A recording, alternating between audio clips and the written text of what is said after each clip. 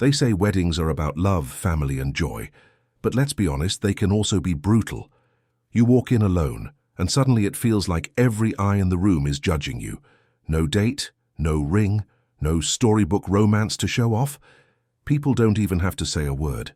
Their stares are enough. Emily Parker knew that feeling all too well. She walked into a glittering ballroom and instantly felt like the odd one out. Painful, right? But here's where the story flips. Out of nowhere, a stranger, tall, confident, the kind of man who looked like he belonged everywhere, leaned close and whispered words that would change her life. "Pretend you're with me." It sounds crazy, almost like a scene from a movie, but what happened next was even more shocking than fiction. That one choice pulled her into a whirlwind of lies, secrets, danger, and a love she never expected. And that's the point most people miss. Sometimes the biggest shifts in life come from the smallest, strangest decisions. Saying yes when your instinct screams no. Trusting someone you barely know. Letting yourself be part of a story instead of always sitting on the sidelines. Emily's decision didn't just save her from embarrassment. It opened a door to something far greater, something she never could have planned. Now, here's the kicker. This story isn't just about romance. It's about risk, courage, and the cost of truth. It's about how one whisper at a wedding turned into a fight for survival, and ultimately, a chance at real love. And as you'll see, what starts as pretend sometimes becomes the most genuine part of your life. Emily Parker stepped into the ballroom feeling like she'd just crashed a party she wasn't invited to. The chandeliers sparkled overhead, the music played loud enough to fill every corner, and people were laughing in perfect harmony. Yet inside her there was only silence. That heavy, awkward silence that makes you question every decision that led you here. Everywhere she turned, curious eyes seemed to follow her. You know that feeling, right? When you're at a party, and it feels like the spotlight is on you, but not in a good way. She smiled politely, even though she wanted to vanish. The thought crossed her mind, maybe she should just leave before anyone noticed she was alone. She drifted toward the edge of the room, clutching her champagne glass like it was some kind of social armor. Funny how people seem to measure your worth by whether or not you have a date.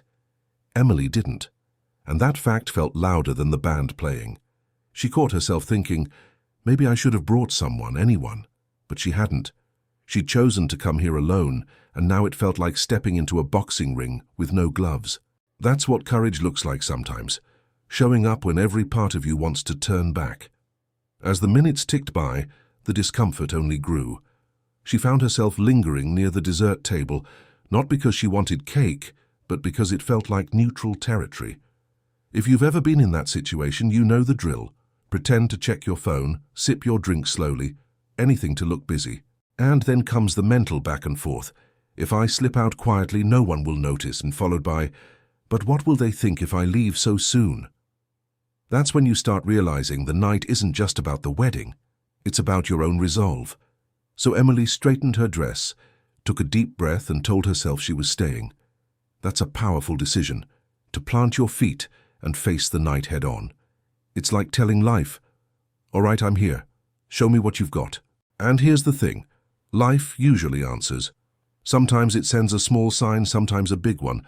And in Emily's case, that sign was about to walk through the crowd, ready to turn her awkward night into something far more unforgettable. Just as Emily was debating whether to fake a phone call and make a quick exit, a deep voice broke through the music. "You look like you could use a partner in crime," the man said with a half smile. She turned, startled, and met the eyes of James Blackwood. He was tall, effortlessly confident, the kind of guy who looked like he belonged everywhere. "What?" Emily asked, slightly defensive but curious. He leaned in closer, lowering his voice. "Let's make a deal. Pretend you're with me tonight. It'll keep the gossip vultures away from both of us." At first, Emily laughed. Surely he was joking. But James's expression was serious, though his eyes had that glint of mischief, like he was daring her to say yes. She hesitated, scanning the room filled with curious faces. The idea was absurd, and yet strangely liberating, pretending to be someone's date for a night. Why not? After all, wasn't that what half the couples in the room were doing, pretending to be perfect? With a nervous chuckle, she nodded. "All right, Mr. Mysterious, I'm in." James grinned as if he'd just closed the most important deal of the evening. He offered his arm, and Emily took it, instantly feeling the shift in the air. People who had been staring now looked away, almost respectfully. It was strange how quickly everything changed. "See?" James whispered, amused. "Problem solved." Emily couldn't help but smile back, partly relieved, partly intrigued. She wasn't sure what she'd just signed up for, but it was already more interesting than hiding by the dessert table. As they moved through the room together, James played his role perfectly. A gentleman, charming and just mysterious enough to keep everyone guessing. Emily found herself relaxing for the first time all evening. She didn't know this man, didn't know why he'd chosen her, but it felt safe. And maybe, just maybe, this little act could turn into something bigger. After all, when the night starts with a deal like this, you never really know where it's going to lead next. Once James had declared Emily as his date, the night took on a whole new rhythm. He guided her toward a group of elegantly dressed guests and introduced her as if she'd been at his side for years. "This is Emily," he said, with a confidence that left no room for doubt. Emily felt her pulse quicken, but she smiled and played along, nodding at strangers whose names she instantly forgot. It was oddly thrilling, like stepping into a role she didn't audition for but was born to play. Whenever Emily felt that familiar wave of anxiety creep up, James would lean in with a quick, quiet remark just for her, a joke about someone's over-the-top hat, or a clever observation about the music. It was disarming. She caught herself laughing, genuinely laughing, and noticed how the stares didn't sting as much anymore. It's amazing how one person's presence can completely change how you experience a room. Sometimes that's all we need, someone to stand next to us and remind us we belong. As the evening unfolded, James seemed to have a sixth sense about when she needed reassurance. When someone asked a pointed question, the kind that used to make Emily shrink, he stepped in with a smooth answer that steered the conversation away. It was like having a shield she didn't know she'd been missing. Think of it like a dance.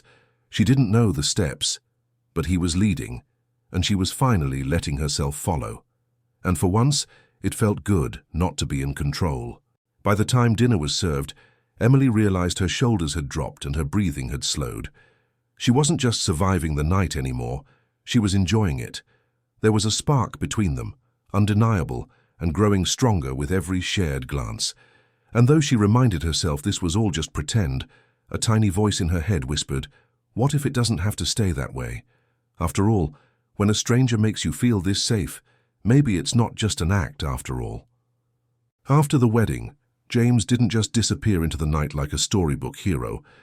Instead, he texted Emily the next morning, casual, confident, as if what they'd done was the most natural thing in the world. "We made a great team," he wrote, followed by an invitation to another event the following weekend.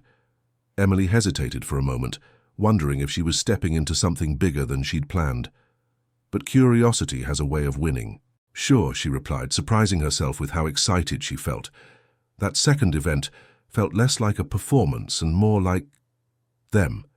James still played the role of charming escort, but Emily noticed the way his hand lingered on her back a little longer, the way his smile softened when it was just the two of them.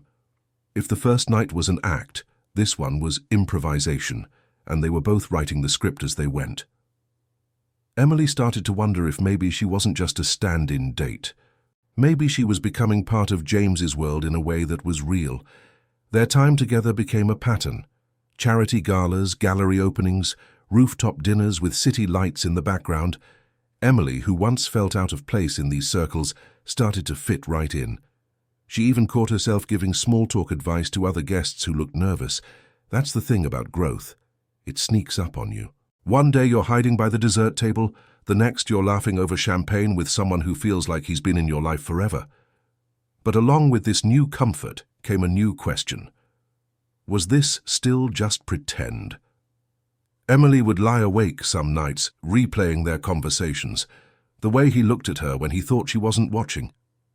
There was something deeper there, something unscripted, and as much as she wanted to keep floating in this glamorous bubble, she knew bubbles eventually pop, and when they do, the truth comes rushing in, sometimes with answers you didn't expect. Emily loved how her life felt, suddenly cinematic. The elegant parties, the whispered conversations, the thrill of being wanted. But back at her desk, reality waited. She was still Emily Parker, financial journalist, and the numbers in front of her didn't lie. A series of unusual transactions caught her eye while she was reviewing quarterly reports. They were connected to subsidiaries of Blackwood Group, James's family company. At first, she brushed it off. Coincidences happen. But the pattern was too consistent to ignore. She started digging deeper, staying up late at her apartment surrounded by spreadsheets and cups of cold coffee. The deeper she went, the more troubling the picture became. Signatures that didn't match, acquisitions that didn't add up, and payments routed through strange offshore accounts. It was the kind of lead every journalist dreams of, the kind that could make headlines. But this time it wasn't just a story. It was James's world and by extension hers. There's a moment in every investigator's journey where you have to decide if you really want the truth, because once you find it, there's no unseeing it. Emily thought about the nights they had spent together, about the look in his eyes when he laughed at her jokes. Was she ready to risk that? This is where many people back down in life and in love, choosing comfort over clarity. But Emily wasn't wired that way. If something didn't smell right, she couldn't just look away. She printed the documents, spread them across her kitchen table, and began mapping out the connections with sticky notes and red ink. It looked like something out of a crime drama. Every line she drew seemed to point closer and closer to James himself, or at least to his company. Her heart ached as she stared at the web she'd created. Was she about to uncover something that could destroy everything they'd built together? The answer was coming, whether she wanted it or not. Emily didn't plan for it to happen. In fact, she told herself she would keep things strictly professional until she figured out the truth. But that night, as they stood on James's balcony overlooking the city lights, the world felt too quiet to ignore what was between them. "You've been quiet tonight," he said softly, studying her face. She opened her mouth to reply, but no words came. And then, before she could think of a reason not to, James leaned in and kissed her, slow, deliberate, like he wanted to erase every doubt she had. The kiss was unlike anything Emily had experienced. It wasn't rushed or stolen. It was an invitation. For a few seconds, the questions, the documents, the late-night investigations vanished from her mind. When they pulled back, she felt both grounded and completely weightless. "I don't usually do this," she whispered, almost to herself. James smiled, a sad, knowing smile. "Me neither," he said, and for the first time she saw something raw in his expression, something that made her chest tighten. That's when James started talking. He told her about his mother, about how she had been the heart of the family business until her sudden death. He spoke of the pressure he'd been under to keep the company running, the decisions that haunted him late at night. It wasn't an excuse. It was a confession. Emily stood there absorbing every word, realizing that behind the tailored suits and perfect confidence was a man carrying a weight few could bear. And that's where the real conflict took root. Emily wanted to believe him, to trust the man who had just kissed her, like she mattered more than the whole world. But in the back of her mind, those papers on her kitchen table were still waiting. They didn't care about his pain or his story. They were cold, hard evidence, and she had to decide what to do with them. Her heart and her duty were about to collide in a way she'd never experienced before. Back at her apartment, Emily sat in front of her laptop, staring at the article draft on the screen. Her fingers hovered over the keyboard like they were frozen. This was the kind of story journalists fight their whole careers to find, a potential scandal that could shake the financial world. But this wasn't just about anonymous board members or faceless companies. This was about James. Every sentence she wrote felt like a small betrayal, and yet every second she stayed silent felt like she was betraying the truth. She paced the living room, phone in hand, debating if she should call him. What would she say? "Hey, I think your company might be involved in fraud, but also I can't stop thinking about our kiss." That wasn't exactly a conversation starter. She glanced at the printed papers still spread across the table. They seemed to stare back at her, demanding action. This is where most people freeze, the moment where doing the right thing might cost you something deeply personal. Emily poured herself a glass of wine and sat down again. She remembered why she became a journalist in the first place, to shine a light where others preferred darkness. The truth matters, she whispered under her breath. But did it matter more than her heart? Could she publish this story knowing it might destroy James's reputation and possibly whatever was growing between them? The thought was like holding a live wire, painful, no matter which way she turned.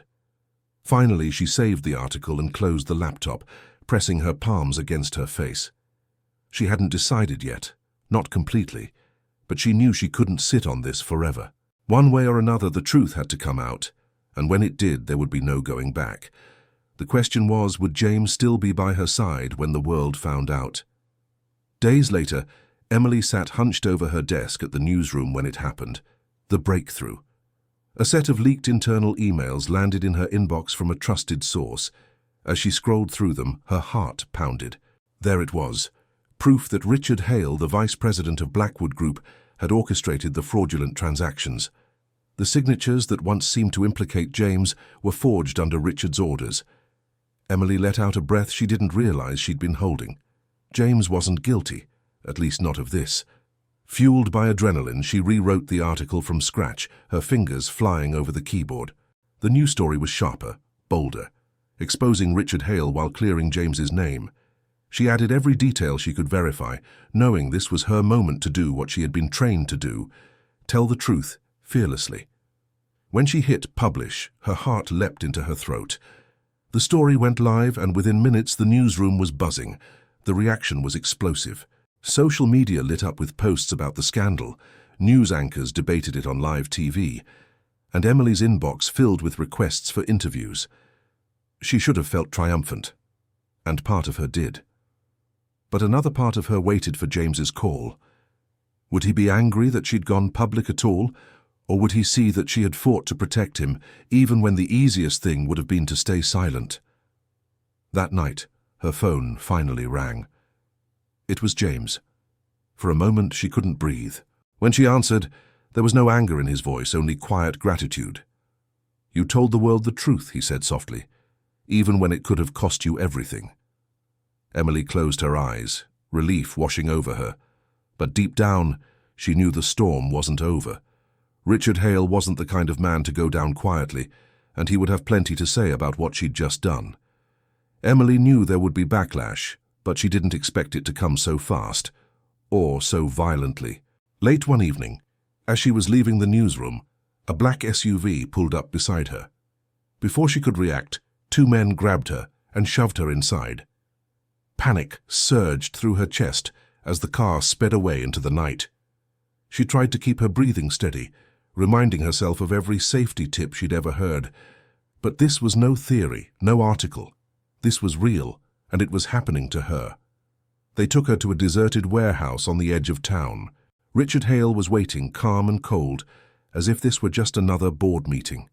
"You should have kept your mouth shut," he said, his voice like ice. Emily's mind raced. She'd faced difficult interviews, angry CEOs, but this was different. This was survival. She tried to stay calm, asking herself what a smart journalist would do: stall, gather details, stay alive long enough for someone to find her. Just when fear threatened to swallow her whole, the sound of tires screeching cut through the silence. James burst in like a force of nature, fury in his eyes. The next few moments were chaos, shouting, fists flying, the men scattering. Emily couldn't remember how she ended up outside, only that James was there, pulling her into his arms. For a brief second, the world went still. She felt the pounding of his heart against her cheek and realized just how close she had come to losing everything. The ambulance lights painted the night red and blue as paramedics worked on her injuries. Emily's body ached, but the pain was nothing compared to the storm inside her. James stayed by her side, his hand gripping hers, as if letting go wasn't an option. She saw tears in his eyes. The man who always seemed untouchable, now stripped of every layer of composure. In that moment, she knew whatever was between them was no longer pretend. It was something real, something worth fighting for, even against the darkest threats. Weeks passed as Emily recovered in the hospital, her body slowly healing from the ordeal. The newsroom sent flowers, friends came to visit, but the constant presence was James. He sat through the long nights reading to her, bringing her favorite coffee, sometimes just holding her hand in silence. Emily had always thought of strength as something loud, bold speeches, big actions. But now she realized that sometimes strength looks like quiet loyalty, like someone simply refusing to leave your side when everything hurts. One afternoon, when the doctor finally said she was strong enough to go home, James wheeled her out into the garden to feel the sun on her face. The city seemed softer that day, as if it knew she'd been through hell and deserved a little peace. James knelt in front of her, completely serious. "Emily," he began, "we started this pretending, but somewhere along the way you became the only real thing in my life." She felt her heart skip a beat as he reached into his jacket pocket. When he opened the small velvet box, Emily gasped. The ring wasn't flashy, it was elegant, timeless, exactly her style. "Marry me," James said simply, his voice breaking just enough to show how much this mattered. Tears blurred her vision, but she smiled through them. "Yes," she whispered, her voice shaking but sure. For the first time since that fateful wedding night, she felt completely at home, not because of the place, but because of the person standing in front of her. As he slid the ring onto her finger, the weight of the past months seemed to lift. The fake girlfriend, the late-night investigations, the fear. All of it had led here, to this moment. They weren't playing roles anymore. This was real, raw, and entirely theirs. James kissed her hand, then her lips, and the world seemed to fall away. Whatever storms came next, they would face them together. And this time, Emily wasn't just standing by his side. She was his partner in every sense of the word. So, what about you? When was the last time you said yes to something that scared you? Emily's story reminds us that life-changing moments don't always come with a big sign. Sometimes they show up as a stranger's whisper, a risky decision, or a leap into the unknown. And let's be honest, how many times have you let fear make the decision for you? Imagine what could happen if you stopped overthinking and started trusting that maybe, just maybe, the universe is setting you up for something bigger. Whether it's love, career, or finally chasing that dream you've been putting off, the next move could be the one that changes everything. But you'll never know unless you step forward. I want you to think about this tonight. What's the one thing you've been holding back from because it felt too risky? Write it down, say it out loud, or share it in the comments. You might just inspire someone else to take their step too. And hey, if you felt something reading this story, if it made you think, smile, or even tear up a little, hit that subscribe button and turn on the notifications. There's a lot more where this came from, and trust me, you don't want to miss the next one. Your next yes could be just one story away.